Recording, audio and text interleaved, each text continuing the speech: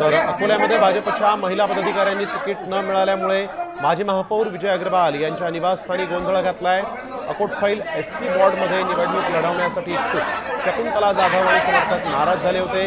Ward Ajit Pawar यांच्या राष्ट्रवादीकडे गेल्यामुळे ही महिला जी आहे ती अधिकच चिडली होती। तिकीट न मिळाल्याचा आरोप करत जाधव यांना अश्रू आले होते आणि यावेळेस त्यांची तब्येतही बिघडली। गोंधळ पाहून पोलिसांनी विजय अग्रवाल यांच्या निवासस्थानी मोठा पोलीस बंदोबस्त तैनात केलेला।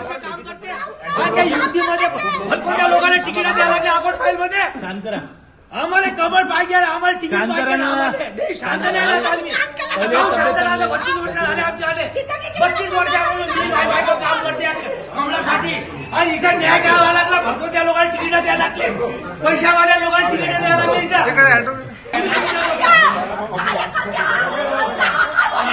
तर अकोल्यामध्ये आमचे प्रतिनिधी अक्षय गवळी आपल्या सोबत जोडले गेलेले आहेत। अक्षय, काय दिगची माहिती, काय नेमकं घडलं? भाजपच्या या पदाधिकाऱ्यांचा राडा दिसतोय।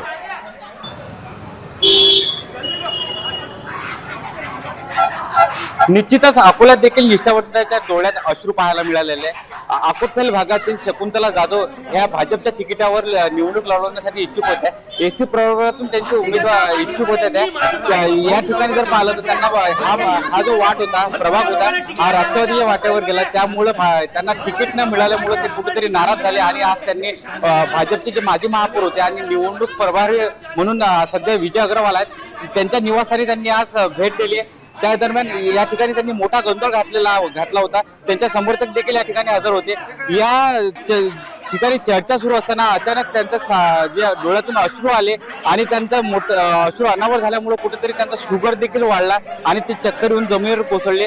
त्यामुळे तात्काळ या ठिकाणी इतर समर्थकांनी त्यांना रुग्णालयात दाखल केलेलं आहे। मात्र सध्या त्यांची प्रकृती स्थिर आहे। पोलीस देखील या ठिकाणी तैनात करण्यात आले होते। मात्र हे सर्व होत असताना कुठेतरी निष्ठावंताच्या तिकीट कापलं जात आहे असा आरोप या ठिकाणी केला जातोय। अगदी धन्यवाद आपण दिलेल्या आहे सविस्तर माहितीसाठी अक्षय। तर आपण बघतोय अकोल्यामध्ये भाजपच्या पदाधिकाऱ्यांचा राडा झालेला आहे।